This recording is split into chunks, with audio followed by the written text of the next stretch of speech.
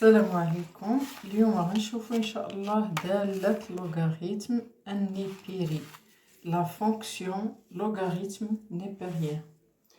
Donc on va, comme d'habitude, on va expliquer en français, ensuite en arabe. On va voir dans cette leçon la définition du logarithme népérien et quelques propriétés concernant ce logarithme. Donc, définition. La fonction f kx en fait correspondre 1 sur x est continue sur r étoile plus, c'est-à-dire sur 0 plus l'infini. Puisqu'il est continu, donc f admet une fonction primitive sur r étoile plus et il existe une fonction primitive unique f de f sur r étoile plus tel que f de 1 égale à 0. La fonction f s'appelle la fonction logarithme népérien. On la note par Ln ou bien LOG. Alors, propriété directe. Le domaine de définition de la fonction logarithme est r étoile plus égale à 0 plus l'infini. C'est-à-dire que log de a est défini équivalent à a supérieur strictement à 0. Donc, logarithme népérien, il est défini sur 0 plus l'infini. 0 non inclus. Alors, log de 1 égale à 0. Donc, tout ça, on peut le conclure de la définition. Déjà, on a f de 1 égale à 0. Ça veut dire log de 1 égale à 0. Et on a, quel que soit x appartenant à r étoile plus, c'est-à-dire au domaine, logarithme de x dérivé égale à 1 sur x. Puisqu'on a dit 1 sur x, apport primitif, logarithme de x. Quel que soit x appartenant à r étoile plus, logarithme de x égale à 1 sur x, il est strictement positif, puisque x appartenant à r étoile plus. Donc cette quantité elle est strictement positive. Donc la fonction logarithme est strictement croissante sur r étoile plus.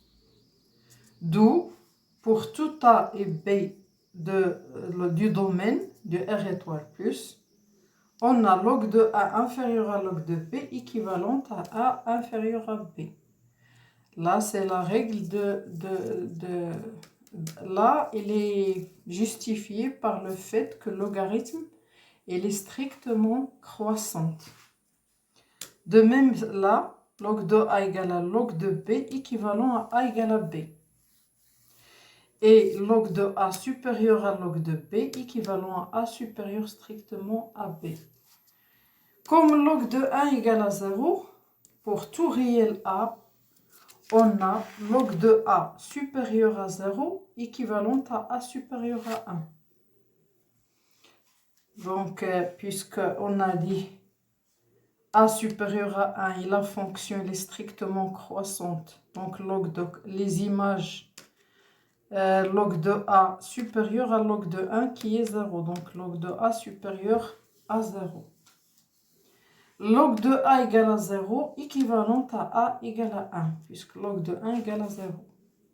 Et log de a inférieur à 0 équivalent à 0 inférieur strictement à a inférieur strictement à 1. On a dit ici, de même ici, du fait qu'il est strictement croissante. On peut dire a inférieur à 1, donc log de a inférieur log de 1. Les images, log de a inférieur log de 1 qui est 0. Et pourquoi ici 0 inférieur strictement à, c'est le domaine de définition qui est r étoile plus. Donc ça commence du 0. Donc 0 inférieur strictement à inférieur à 1.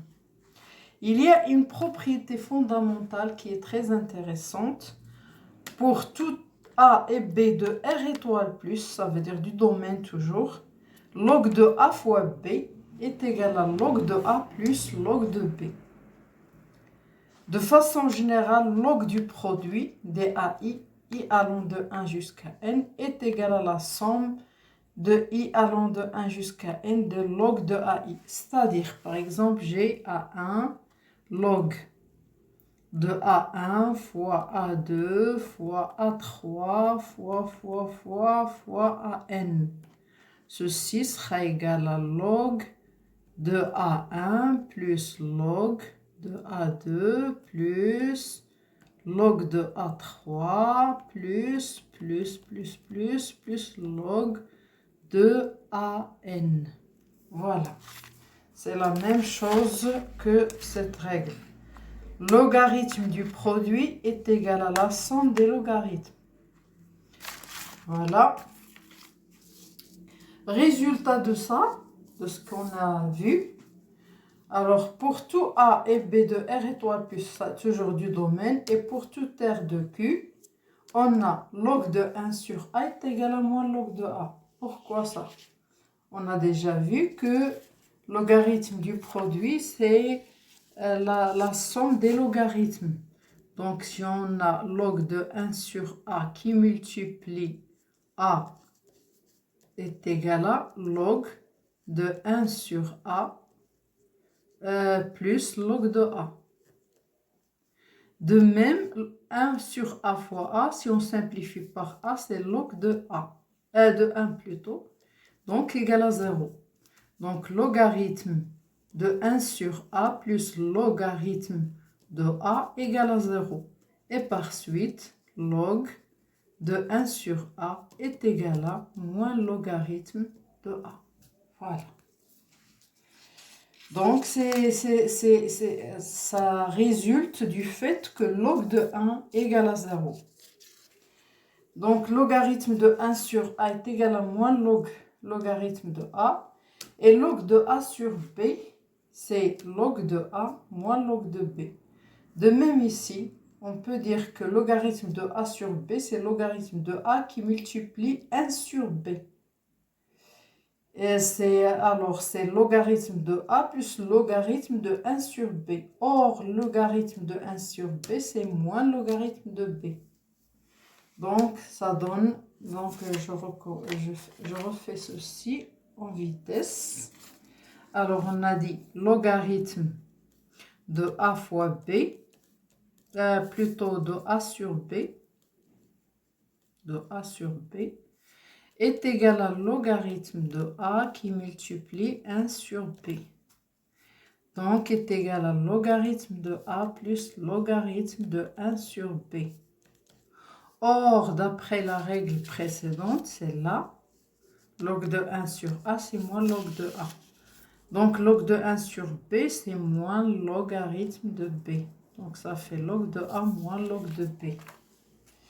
Donc, ici, log de A sur B est égal à log de A moins log de B. Logarithme de racine de A est égal à 1 demi logarithme de A. Ça va de soi, puisque racine de A, on peut l'écrire, c'est A us 1 demi. Logarithme de A us 1 demi. Donc, c'est un produit de A 1 demi fois, si on peut dire ça. Donc, ça fait la 101 demi des log de A. Voilà. C'est toujours, ça résulte. Donc, logarithme de racine de A, c'est 1 demi log de A. Et logarithme de A à la puissance R, c'est R log de A. De même ici, A à la puissance R, c'est A fois A fois A fois A, R fois. Donc, on passe deux produits à la somme. Donc, c'est log de A plus log de A plus log de A plus log de A. Combien de fois? R fois. Donc, R log de A. De même, logarithme de racine énième de A. Racine énième de A, c'est A à la puissance 1 sur N. Donc, c'est 1 sur N log de A, N appartenant à N étoile. Remarque, quel que soit X appartenant à R étoile, Regardez x appartenant à R étoile. Cette fois-ci, on ne parle pas du domaine du logarithme, mais de R étoile. Logarithme de x carré est égal à 2 fois logarithme de valeur absolue de x. Comme ça, on est sûr que que le logarithme de cette quantité, que c'est une quantité qui est strictement positive. On met la valeur absolue pour s'assurer que cette quantité il est strictement positive, puisque le logarithme il est défini sur 0 plus l'infini, 0 non inclus. Déjà ici, 0 n'est pas inclus dans l'ensemble, mais x peut être négative. Donc, il n'y a pas de logarithme de quelque chose qui est négatif. Donc, on doit obligatoirement mettre valeur absolue de x. Parce que si x est négatif, log de x n'a pas de sens. Donc, pour tout x, y de R étoile, tel que x fois y supérieur à 0, donc, lorsqu'on dit x, y supérieur strictement à 0, ça veut dire x et y sont strictement positifs, tous les deux, ou bien x et y sont strictement négatifs, tous les deux. Et donc, voilà, logarithme de x fois y, donc c'est une quantité positive, il n'y a pas de problème, il n'y a pas de souci. Mais là, on doit mettre la valeur absolue de x. Parce qu'on a dit x, y supérieur strictement à 0. Ça concerne x, y strictement positif ou bien x, y strictement négatif. Donc, pour ne pas avoir de ceci, on met la valeur absolue comme ça. On est sûr que la quantité il est positive. Donc, logarithme de x plus logarithme de y. Et de même, logarithme de x sur y égale à logarithme de x moins valeur absolue moins logarithme de valeur absolue de y.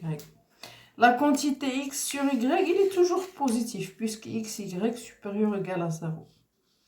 Donc x sur y, il est strictement positif. Mais x et y peuvent être strictement négatifs. Donc, pour s'assurer qu'on n'aura pas de ceci, il faut mettre les valeurs absolues. Application, une petite application.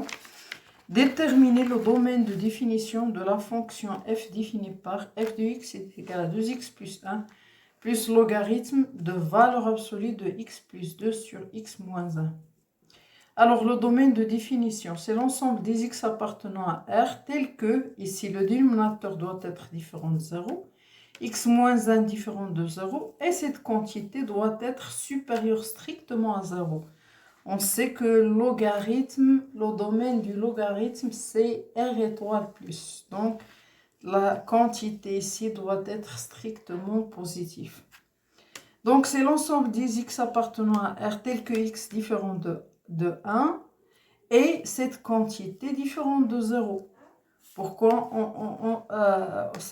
parce que la valeur absolue, elle est déjà positive. Donc, il n'y a pas de souci. Elle est positive. Strictement positif, donc il faut s'assurer qu'il n'est pas nul. Mais positif, on est sûr qu'il est positif, puisque c'est une valeur absolue. Donc, il reste à éliminer les cas où cette quantité s'annule parce qu'on a supérieur strictement à 0. Donc, c'est l'ensemble des x appartenant à R tel que x différent de 1 et x plus 2.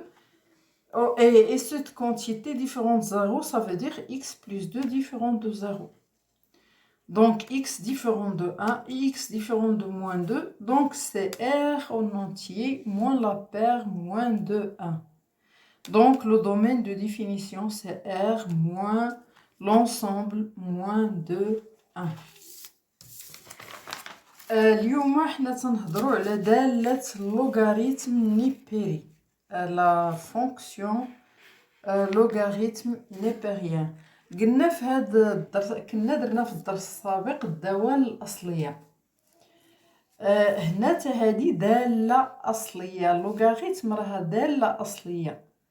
دالة أصلية ديالاش ديال هاد الدالة هادي اف اللي كإكس تنعدو في الصورة 1/x. هادي تنعرفوها راه متصلة في هاد المجال اللي هو نجمة زائد. إذا راه عندها إلا كانت متصلة كنعرفو إلا كانت الدالة متصلة راه تقبل دالة أصلية. إذا هاد الدالة الأصلية هنايا ديال هادي راه وإلا زدنا حطينا هاد الشرط هذا بأن الصورة واحد تساوي صفر، هاد الدالة راه هي اللي تتسمى بدالة اللوغاريتم النيبيري. إذا قلنا هي الدالة الأصلية ديال الدالة اف اللي هي اللي معرفة كالتالي اف اللي اكس تساوي 1/x، واللي حنا في المجال زائد نجمة، وقلنا بأن اللوغ ديال واحد تساوي صفر. هذا هو لوغاريتم نيبيري. إذا هي دالة أصلية للدالة المعرفة على إطوال زائد، واللي الدالة الأصلية للدالة اف معرفة على إطوال زائد، واللي معرفة كالتالي اف لإكس تتساوي 1/x. وبالإضافة لهذا الشيء واللي الصورة ديال واحد باللوغاريتم تتعطيني صفر. إذا هذا هو اللوغاريتم النيبيري. غنشوفوا بعض الخاصيات المباشرة.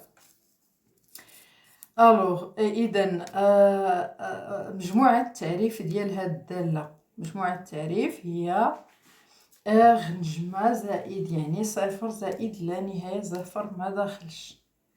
يعني تنقول بأن لوغ دو راها معرفة إلا كانت تكافئ بأن أصغر قطعا من صفر. وعندنا اللوغ دو واحد تيساوي صفر، راه قلنا اف ديال واحد تساوي صفر، إذا اللوغاريتم ديال واحد تيساوي صفر. والدالة لوغاريتم راها قابلة للاشتقاق على هذا المجال إطوال زائد.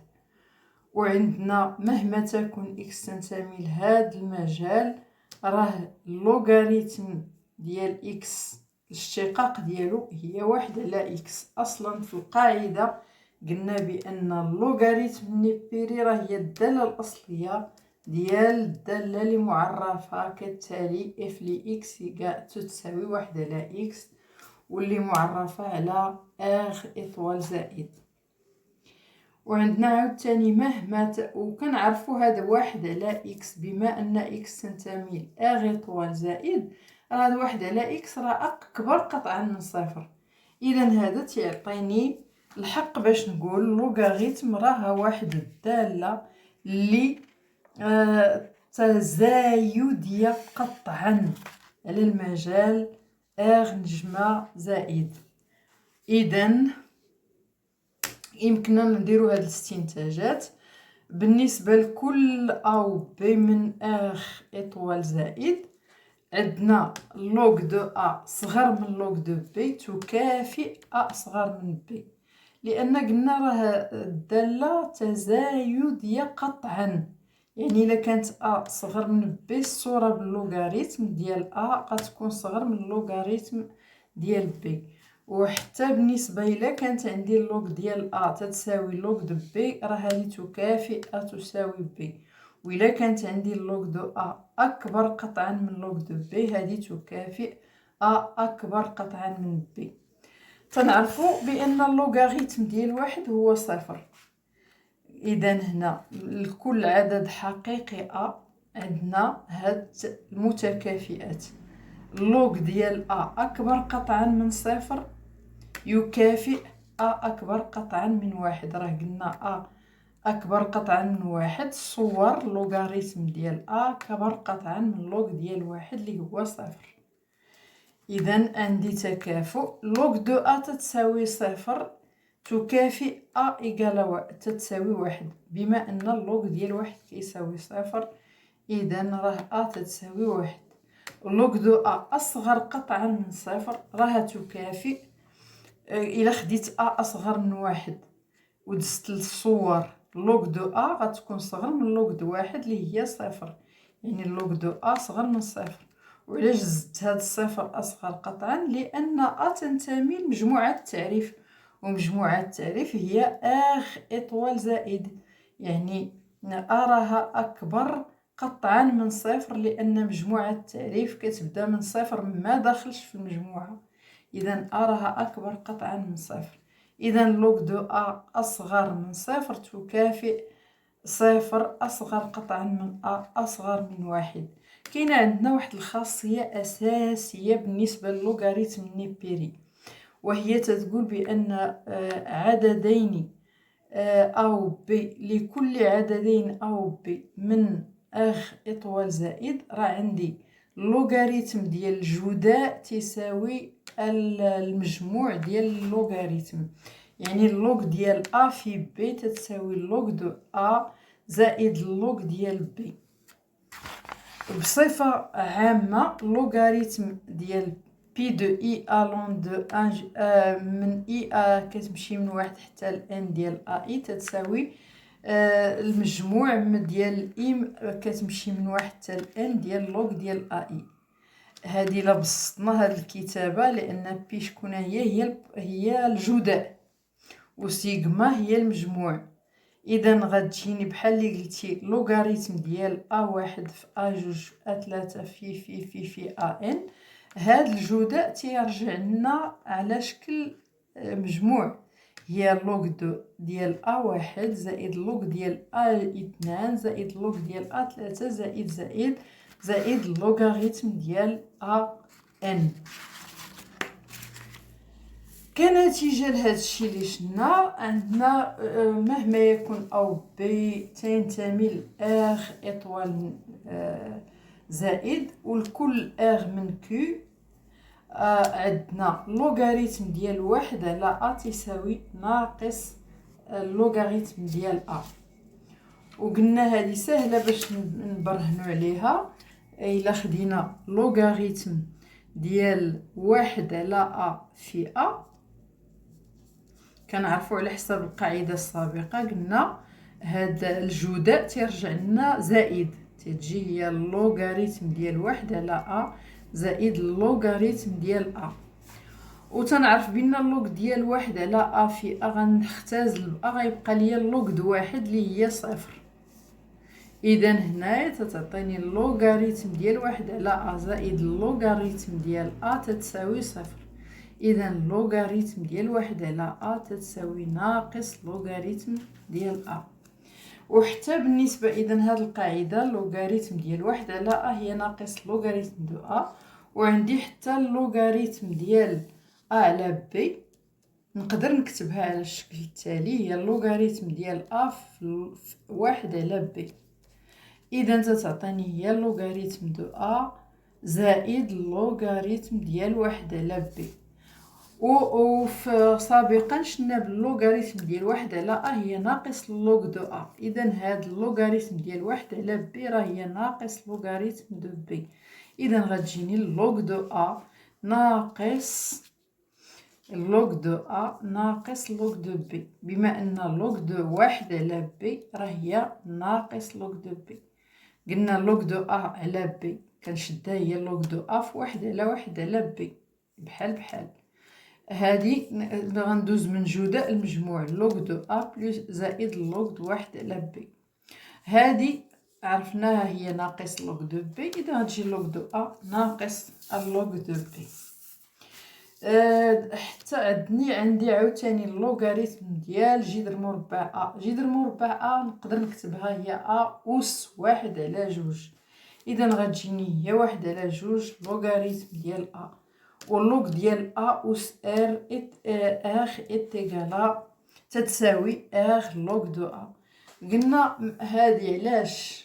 لان عندي أس راه هي في عدد المرات مرة. إذا راه هاد الجداء اللي هو في مرة راه غيدوز من الجداء المجموع لوغ بلس لوغ بلس لوغ شحال مرة؟ مرة. إذا داكشي علاش كندير لوغ دو هنايا بعض الملاحظات. نكملوا بعدا قبل من الملاحظات. عندنا اللوغاريتم ديال جذر ديال غاسين انيام ديال راه هي 1 على ان لوغ ديال ان تنتمي لان اطوال. عندنا بعض الملاحظات. اللوغ الا كانت اكس تنتمي دابا لاغ اطوال، ماشي للدومين، ماشي لمجموعه التعريف. مجموعة التعريف قلنا د اللوغاريتم راه هي صفر لزائد لا نهاية صفر ما داخلش. دابا خدينا اغ نجمة. لوغ ديال اكس أس 2 راه هي 2 لوغ ديال القيمة المطلقة د اكس. إلا حطينا 2 لوغ ديال اكس غتكون عندنا خطأ. علاش؟ لأن اكس تقدر تكون سالبة لأنها تنتمي لأغ اطوال، وانا ما تندخل اللوغاريتم، ما تندخلش الداله اللوغاريتم غير على شي حاجه اللي هي قطعا موجبه. اذا ضروري ما كنحط القيمه المطلقه باش نكون مأكده بان اللوغاريتم داخل على شي حاجه اللي موجبه قطعا. دابا بالنسبه لكل اكس ايغريك من اغ اطوال دائما بحيث اكس يغريك اكبر قطعا من صفر، عندنا بعدا اكس يغريك اكبر قطعا من صفر كتكون اكبر قطعا من صفر الا كانت اكس و يغريك بجوجهم اكبر قطعا من صفر اولا بجوجهم اصغر قطعا من صفر. اذا يقدروا يكونوا سالبين، يقدروا بجوج اولا موجبين بجوج. داكشي علاش هنا اللوغاريتم ديال اكس في ايغريك تنشدوه هو اللوغاريتم ديال القيمه المطلقه د اكس زائد اللوغاريتم ديال القيمه المطلقه د ايغريك. واللوغاريتم ديال اكس على ايغريك الا كانت اكس ايغريك اكبر قطعا من صفر راه حتى اكس على ايغريك راها اكبر قطعا من صفر. ولكن فاش كنجي نحط هنا تنحط القيمه المطلقه لان اكس و يغريك ديالي راه تنتميو لاغ نجمه، يعني يقدروا يكونوا سالبين اولا موجبين. اذا غندير اللوغاريتم ديال القيمه المطلقه د اكس ناقص اللوغاريتم ديال القيمه المطلقه د يغريك. غنديزو لواحد التطبيق بسيط صغير اللي هو نحدد مجموعه التعريف ديال الداله المعرفه كالتالي: اف لي اكس تساوي 2 اكس زائد 1 زائد لوغاريتم ديال القيمة المطلقة ديال اكس زائد 2 على اكس ناقص 1. تنعرف بأن مجموعة التعريف راه هي مجموعة العناصر التي تنتمي لآغ بحيث المقام خصو يكون مختلف على الصفر، واللوغاريتم قلنا ما تيدخل غير على شي حاجة اللي هي أكبر قطعا من صفر. إذا هاد القيمة خصها تكون أكبر قطعا من صفر. بطبيعة الحال القيمة المطلقة راها موجبة ما فيهاش هادي الشك. تيبقى ليا خصني غير نعرف بأن هادي راها أكبر قطعا من صفر، يعني خصها تكون تختلف عن صفر. إذا خصني غير باش تكون هاد القيمة اللي هنايا تختلف عن صفر، لأن القيمة المطلقة كاملة تختلف عن الصفر إلا كانت هذه تختلف عن الصفر. أما القيمة المطلقة راه كنعرفها بأنها موجبة، إذا ما عنديش مشكل في بأنها موجبة، راها موجبة. المشكل غيبقى عندي غير واش تختلف عن صفر، لأن قلنا هنا أكبر قطعا من صفر. إذا غندير إكس تختلف عن 1 و إكس زائد 2 على إكس ناقص 1 تختلف عن صفر. إذا هي مجموعة العناصر التي تنتمي لآغ بحيث إكس تختلف عن 1 و إكس زائد 2 تختلف عن صفر. إذا هي مجموعة العناصر التي تنتمي لآغ بحيث إكس تختلف عن 1 و إكس تختلف عن ناقص 2. إذا هي المجموعة اخ كاملة كنقصو منها المجموعة ناقص 2 1. إذا مجموعة التعريف هي اخ ناقص المجموعة ناقص 1 2 ناقص 2 1 ناقص 2 1. إلى الملتقى.